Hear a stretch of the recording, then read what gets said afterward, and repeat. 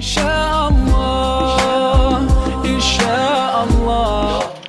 scarf and other stuff is good and stuff like that. But I would say is that Allah mentioned in the Quran, He said to wear the jilbab and so forth. A bear's good, a jilbab's good, whatever. But the whole thing is at the end of the day, you know what I'm saying? The thing is finding out what hijab is and then working towards it. But I'm not gonna smash sisters that are wearing scarf, you know what I'm saying, and trying to wear, how can I say, put on a, how can I say, like wear that, like some sisters might wear scarves, they wear jeans that are not right and this. I'm not gonna say that. Just at the end of the day, yeah, try and wear it. I would say obviously jilbab and the bears are the best things out there and so forth. But at the end of the day, look, everyone knows, yeah, whether they're sincerely trying or not. Brothers know, sisters know with beard, whether you're trying or not. You know what I'm saying? So at the end of the day, just be real with yourself. I don't believe that any sister, yeah, who's sincerely trying to wear hijab, yeah, that she sincerely tries, yeah, that Allah won't help her. If you're sincerely trying to worship Allah, Allah created you to worship Him, I don't think that Allah's going to make it too hard for you to wear it. So I would just say jilbab and abayas are, you know, the best things out there and so forth. And obviously the sisters that wear the niqab and so forth, then obviously, mashallah, that takes a lot of iman and may Allah keep them Jannah, inshallah. If I'm not answering the questions,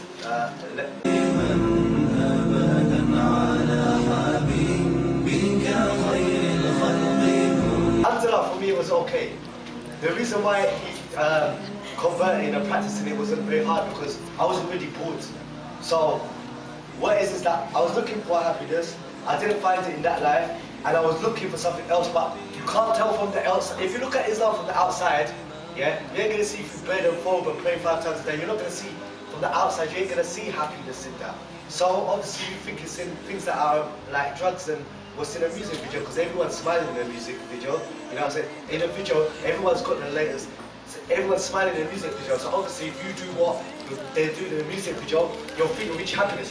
The problem is that these girls that are in a music video, I happen to live in hostel with them, and I happen to have no Muslim sister, and I know I live in a council estate with no Muslim, so I've never seen a music video with a woman, you know, coming out of Sainsbury's and Tesco's with 3 kids, yeah, and at home looking at all the bills, wondering how she gonna pay the bills. I've never seen a music video where you see a brother, you know, in a wheelchair, and someone's helping him go to the toilet because he got shot in his, you know, spine and stuff like that. So that I already knew that music videos and these lives are fake. So when I found out about Islam now, it was easy for me to do it because, like, I already knew that happiness is not in clubs and weed and so forth, stuff like that.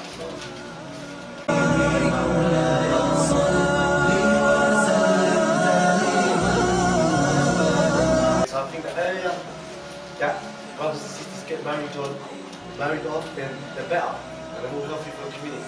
Okay, on the brother's side, that's it. There's certain things that a brother should have when he wants to get married. And it's very simple that as brothers we're providers and we're maintainers, so the brother should basically be working and he should have a job and so forth, you know. But then again, then there's the ridiculous thing of culture now, that of crazy high demands. So we all know, I think we all know, the youth all know that generally the companions and so forth, they didn't never used to spend loads and loads of money to get married. So it's a question of the brother fulfilling his end and having be working and be able to provide for his wife, because that's a right that she has over him, and basically the sister not being ridiculous and making it way too high that they can't afford it. And the parents also, they have to stop dealing with culture and having these extraordinary weddings, because most people are not going to get married and then haram is going to start to happen. So brothers have to take care of their side of being working. I don't advise people to get a sister to marry a brother without a job, you know what I'm saying, and so forth. The brother should be working because that's part of his main duties as a husband, but the sister has to be realistic in how much she wants the wedding to be and so forth. So both sides have to be reasonable, inshallah.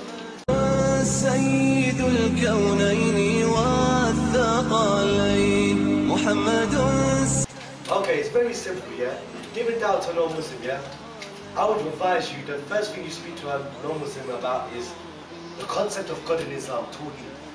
Everything else, the hijab, the bed, the pool, it's all secondary. Secondary. You know what I'm saying? Most people, if you sit down and speak to them, yeah, they will agree with you. Everyone believes in God. I know people say they're atheists and so forth, but belief in God is natural. You go into anywhere in the natural world, the Amazon, the desert, by the ocean, all of them societies are fierce. So people come to England or America or the Western world, spend a couple of years in uni and say, actually I believe that my forefathers was like type monkeys or something. But generally, we all believe in God. So it's about, if you're going to be calling people to Islam, you have to get general information and knowledge of other religions and just point out, yeah, where the shirk or the disbelief is in other religions. You see what I'm saying?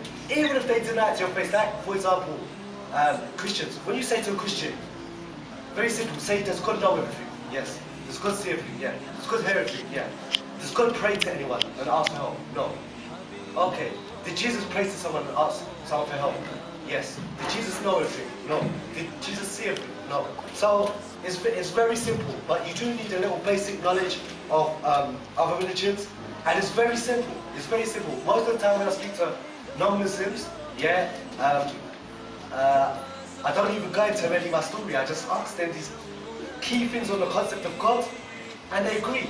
The problem is with most people you'll find when you're talking to them about Islam, it's not about the concept of God, it's about the lifestyle. You know what I'm saying? But you just say to you, drinking doesn't make you a non-Muslim, not wearing a hijab doesn't not make you a Muslim. You know, eating pork does not make you a Muslim. It's a sin in Islam, and we all sin, and we've got to work on certain things, and so forth.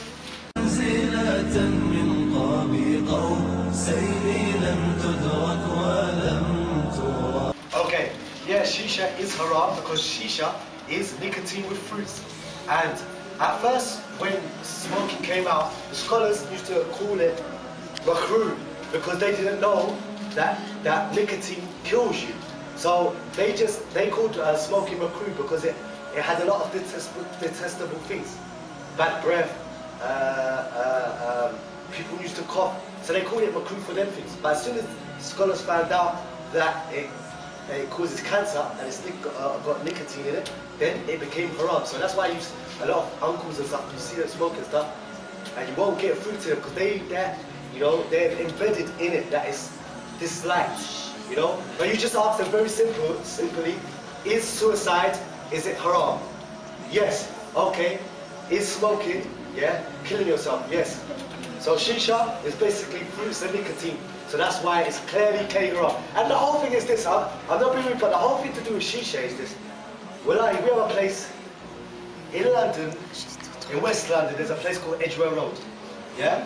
And Edgware Road, I swear, from the beginning of them being a Muslim and to up to today, when I walk down and I see people outside see things, Allah forgive me, but I just think bam, bam, bam, bam, bam, bam, bam, bam, bam, bam, bam, bam, bam, bam, bam, bams.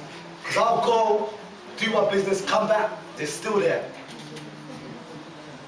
Sisters and brothers, if you have any importance or life or something to do, how can you just be at a shisha spot, you know what I'm saying, just for hours and hours and hours and hours, yeah, just hanging out, you know? Like I say this to Muslims. It's like clubbing. People don't go clubbing to listen to music, yeah? That's not the reason why people go clubbing, to listen to music and socialize. That's a lie.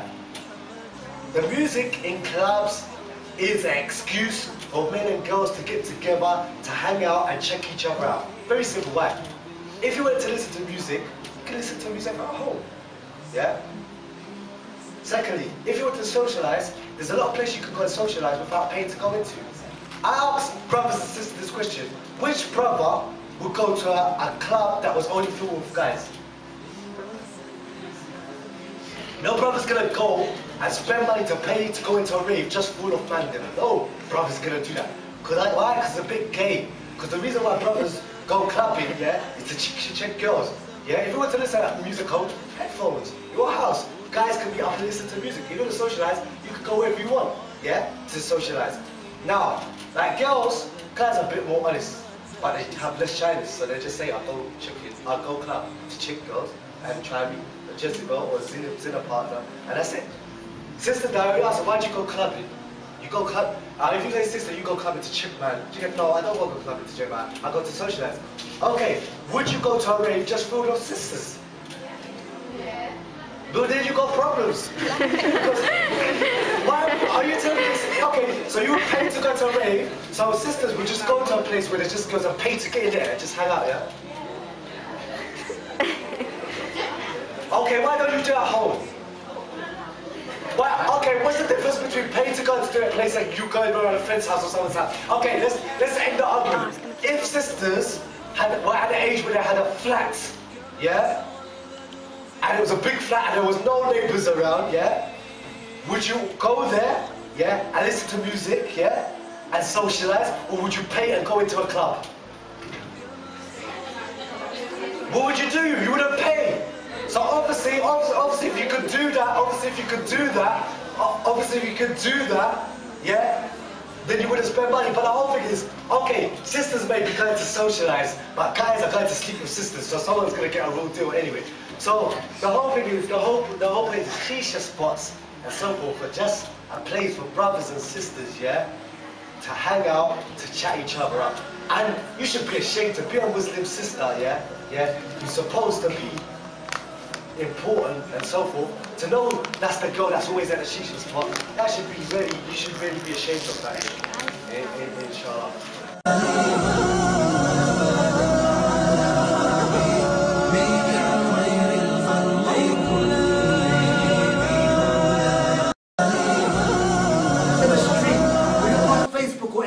And any shaitan comes from a music video or posted on your wall, you should tell the person not to put that stuff on your wall and say, just keep on saying to yourself, if you put the sun in my left hand and the moon in my right, I will not give up my deen. And this motto, all of you should feel, see me when I leave my house in the morning, and I'm not arrogant, but I know Islam is the truth, and I got my beard and I walk down with the vogue, yeah, and then people look at me weird. I know I'm not a terrorist and I don't agree with Muslim terrorists, so when I walk down the street in my vogue and my beard and everything else, I truly believe that, alhamdulillah, me and any other brother, we're the best people on the earth and we have the most right to be on this earth, and I don't care if you put the sun in my right hand and the moon in my left, I will not give up this deen. And any sister that's going out outside the house, yeah, and people start looking at her in the car or looking at her on the bus, you know what I'm saying, or looking at her hijab, you know what I'm saying, and she and try to look at what, she just tells herself, I don't care if you put the sun in my right hand and the moon in the left, I will not give up my deen.